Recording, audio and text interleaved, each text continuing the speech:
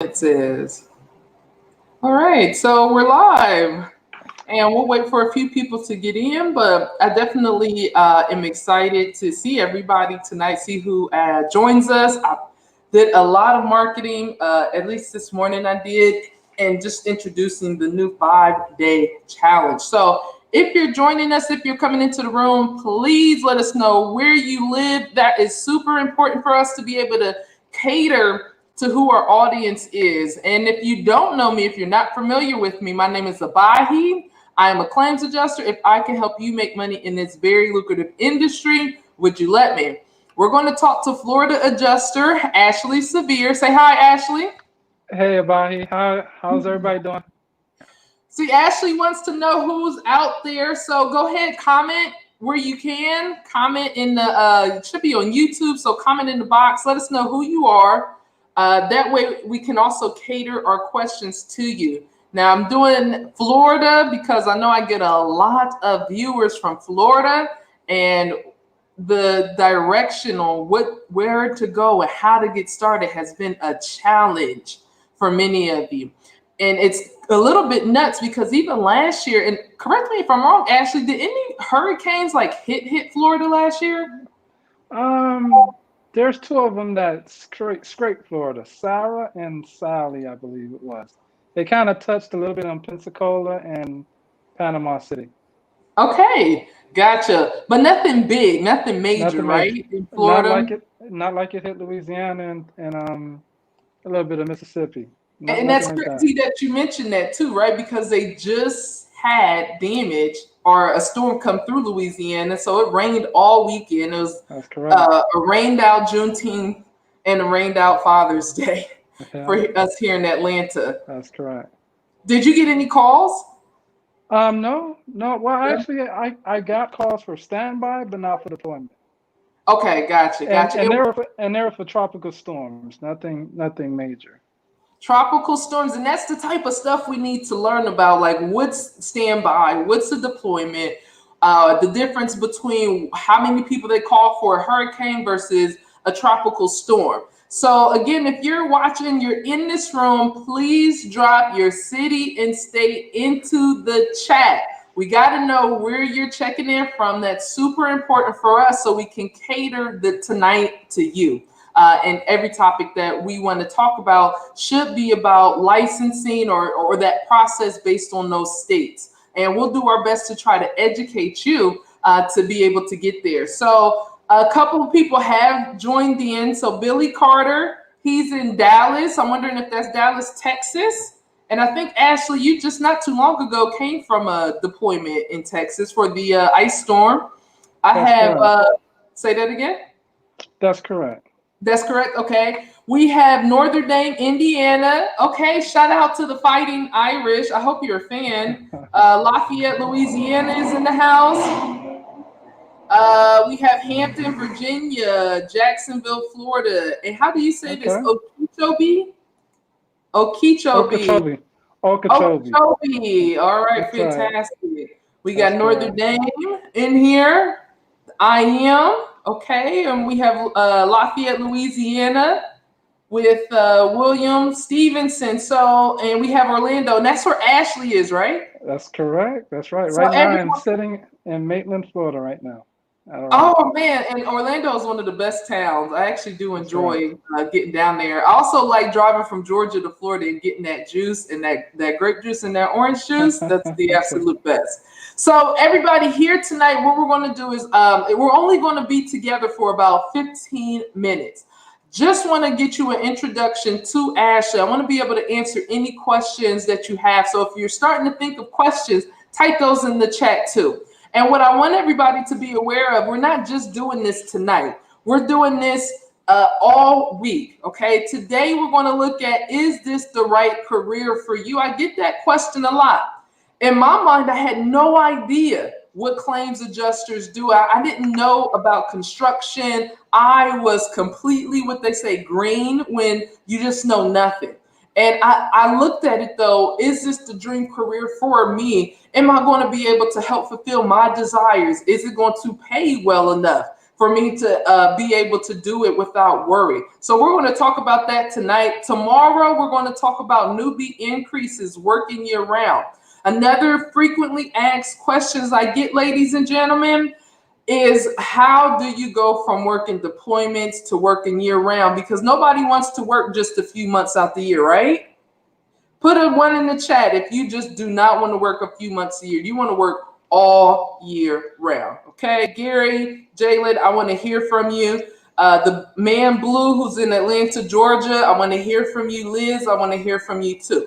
Let us know. Would you prefer working just deployments, or would you want to work year round? That's tomorrow. Day 3, we're going to talk about what stops newbie success. So when I say newbie, I mean it lovingly. I was there too, where I didn't know anything, where I didn't know what paperwork, what certs to have, and ultimately how to work claims. I didn't know. So we're going to talk about that on day 3. Day 4, we're going to talk about perfecting the position. What's the number 1 skill you must have so that they're calling you for deployments and you're not just putting your name on roster after roster after roster after roster and going to training after training and wondering when your opportunity will come.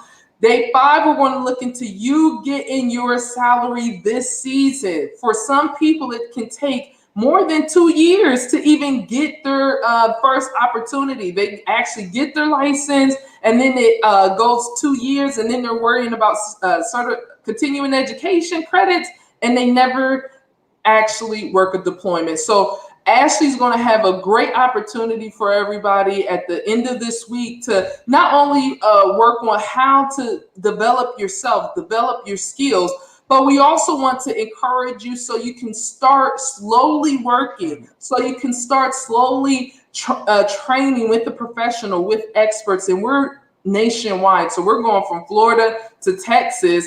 Isn't that right, Ashley? You have a couple of trainers in Texas right now? That's correct. I have one in Dallas and one in San Antonio. Tell us about them. How did you all get together, and what made you all want to help others? Well, we got together in Hurricane Irma. Hurricane Irma is when I first started.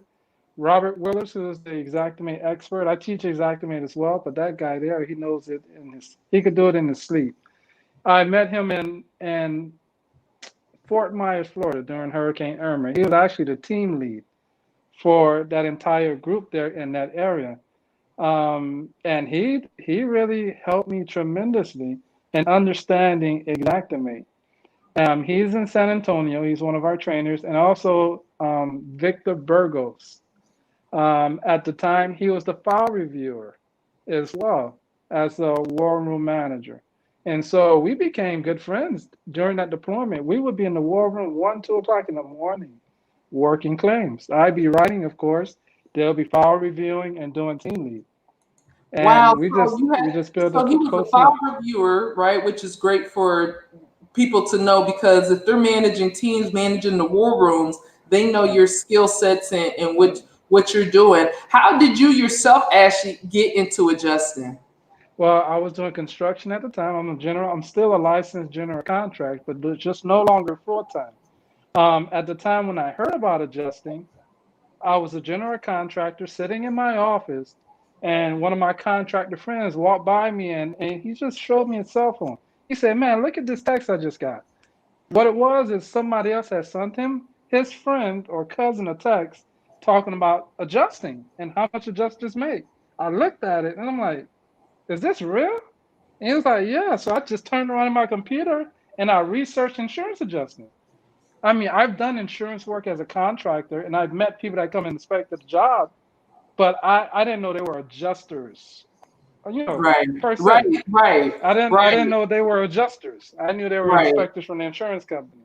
So okay, gotcha. So you just thought they worked for the insurance company, but not necessarily with the toll and what the role was. And I'm going to ask the audience real quick, if you learned about adjusting from a friend, put that. I want to know if you learned about from a friend, a coworker, or a family member. Put that into the chat. For me, I learned from a coworker. When I was working at Google Maps, they left to go work with State Farm, and that's how I found out about adjusting. But prior to that, I didn't even know what a claim was. Like, not really, right? Not really understanding like what a true claim was. So I learned that along the way, especially doing the 40-hour course. So what brings you so after you found out about that guy did the friend, and what did you start to research, and where did you go from there? Well, first of all, I looked up this whole career of adjusting. I just did a quick Google search. Then I looked up the company that was referenced in the text. And when I looked it up, I saw that they were having a training the very next day in Naples, Florida. So they were having a 3-day emergency licensing training. So immediately I signed up, registered for it. It was 2.5 hours away, but man, I saw the opportunity and I said to myself, if this is real, it is worth a 2.5 hour drive and a 3-day hotel trip. So I jumped on my motorcycle and I went for it. And after 3 days, I had my emergency adjuster's license. That And I'm sounds so telling cool. You jumped on your motorcycle and was off. I can't wait till the day I'm able to do that. you, Just jump on the motorcycle. But we're asking the question tonight, ladies and gentlemen, is this the dream career? So I'm going to come back and ask Ashley Severe that question. Is this the dream career? And but first, let's go to the audience. Let's see. Lavelle, she went to Mile High. Okay, a family member told Broke Boy Gaming about it. We have BK Swag 718 also was told by a family member. William Stevenson's from a contractor friend. I love contractors. They really try to dog it out, but they get so busy they just don't have enough time. Gary Close is learned from a pastor friend. Let's see. We have some people want to work cats and daily. The Blue wants to work cats and dailies. We got another couple of people who just want to do cats, which is cool too as well. So one quick question before we come back and ask Ashley, is this the dream career? Ashley, let's take into account this question from William Stevenson. It says, is it too late for a 60-year-old general contractor? And yes, I want to work year round. Tell us your thoughts on that, Ashley. it's never too late. It really depends on you, William. If you think it's too late for you, because you got to ask yourself a question. Are you capable of carrying a ladder? Are you willing to climb a ladder? Or do you want to do a desk job as an adjuster? Or do you want to work auto? So in a nutshell, it's never too late. But the only person that can answer that question is you, William. Yeah. What's your motivation and what are you willing to do to get into it? But no, it's never too late. Right. And just to add to that, believe it or not, ladies and gentlemen, most people get into adjusting as a second or third career. It's not usually young people. The millennials aren't in this. Most of my audience, in fact, is 38 plus, and the majority of those being between the age of 45 and 55. Now, 60, if you feel young, I think Ashley is right. It's all about your heart. That's correct. And if you've been a general contractor, William, my thought is working in the desk wouldn't be that fun. I tried it after working in the field, just sitting at a desk for 8 hours, being caged in with the cubicle walls, looking at the exit sign like you're planning a prison break. I've been there. I couldn't go back to it, but maybe you can, William. The thing is, are you willing to learn? That's correct. That's the difference, is that you are a general contractor, so you may only need to know maybe the claims process, right? Ashley, where were your learning curves having been a general contractor like William? Well, my learning curve was pretty much is doing Xactimate, learning how the software works. I've used other estimating softwares like UDA. QuickBooks has a software that's not as advanced as UDA is, Okay. but it's really just learning the estimating software. Everything else I was already doing as a contractor. So William, as a contractor, you're already head and shoulders above most adjusters, and plus you have the mindset of running your own business.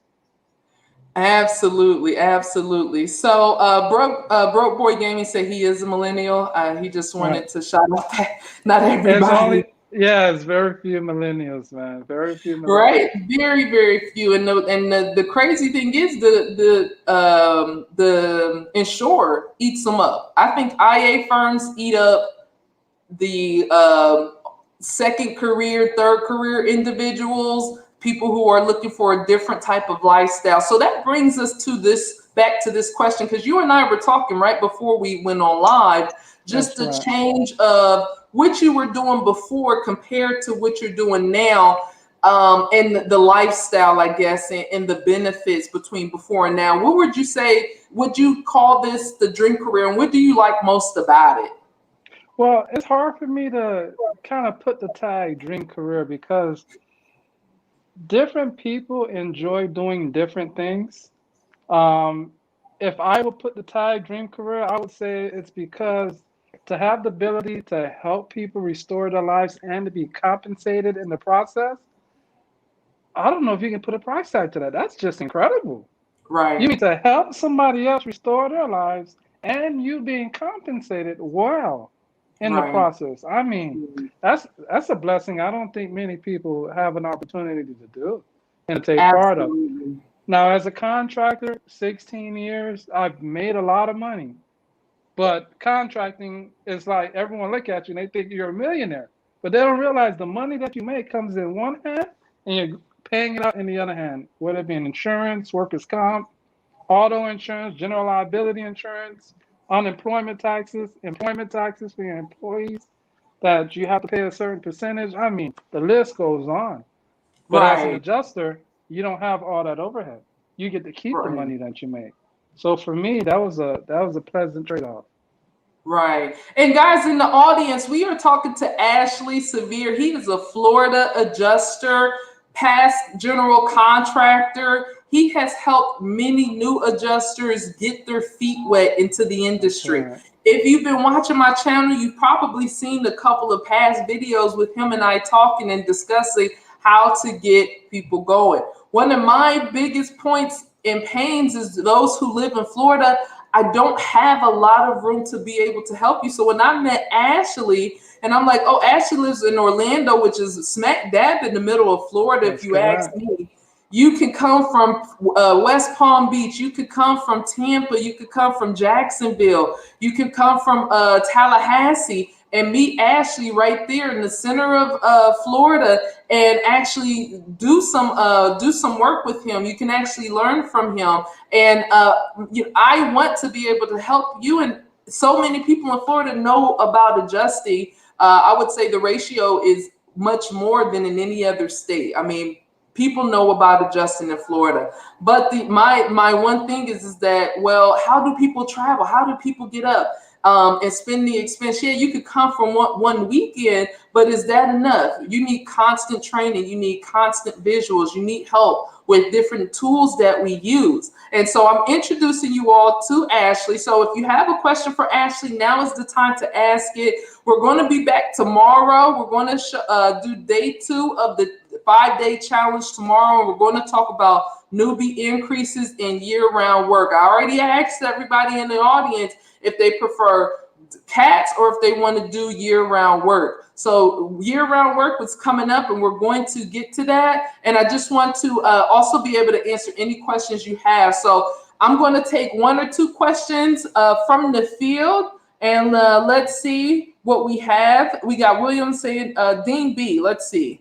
What is the difference between the desk adjuster and the field adjuster besides the obvious? Explain the duties, responsibilities, please, in the day-to-day. Great question, Dean. Yes, it is. That is. That's a mouthful.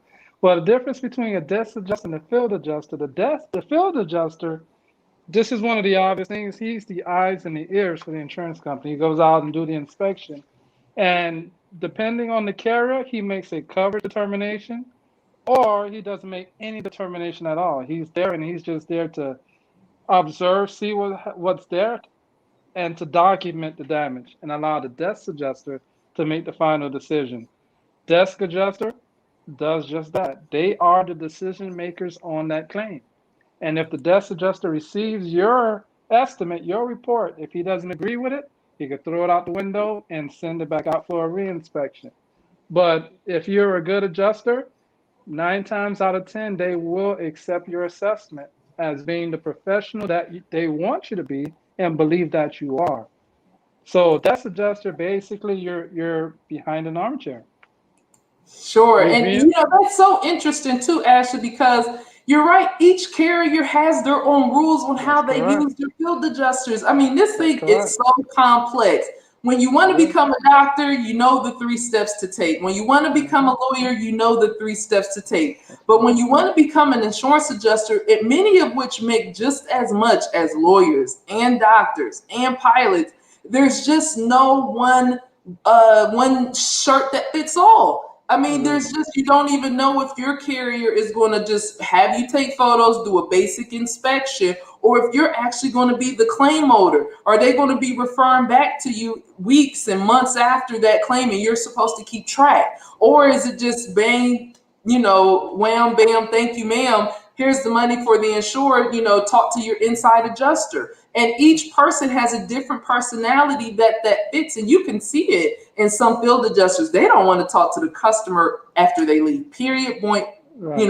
1 hour, I'm done. Don't talk to me again. Some Right. people are better with customers than others. So that's why we're here tonight, everybody. You got to get those questions asked. That was a great question from Dean. You have to know what what options you actually have out there. So we're going to go over that this week. We got the newbie increases tomorrow, same time, 7 p.m. Eastern Standard Time. We're going to talk about working year round. Ashley is going to coach us on that, and he's going to tell us. Ashley, who was it that we were talking to last week live, and he went from working the cats in April to actually working dailies, and he only had his license for just a couple months. That was Robert Gorman. Robert Gorman, okay? AKA Ladder Larry. AKA, that's what we call ladder Larry, because that's where many of you will start off at. I do see questions here. What I'm going to do, ladies and gentlemen, we're going to come back fresh tomorrow. We are going to go through the questions that we didn't get to today, and then we're going to go right into newbie increases, how to just go from just even starting, how you can make sure that your income, that your chances of working next year is flexible. Okay, tomorrow at 7 p.m. And if we get to, we've had about 20 people so far tonight. If we get to at least 50 people for views, we are going to do a bonus day 6.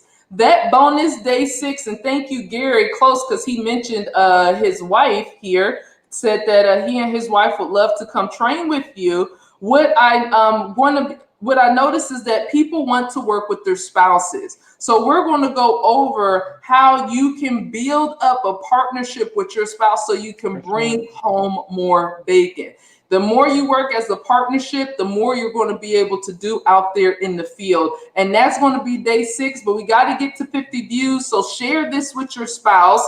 Share the links with your friends. Share the links with your circle of influence, your kids, people who you want to be in that family business, because insurance is one of those organizations and structures that get handed down from generation to generation. And essentially, that's the only way claims adjusting even existed in the beginning. I mean, Colonel Sanders was fighting claims adjusters as a lawyer, okay? This thing gets handed down. So share, have them come on, have them bring questions, and we'll see everybody tomorrow night. All right. You guys have a All good right, night. fantastic, Ashley. See you tomorrow. Yes, ma'am. Thanks, everybody. Have a good night.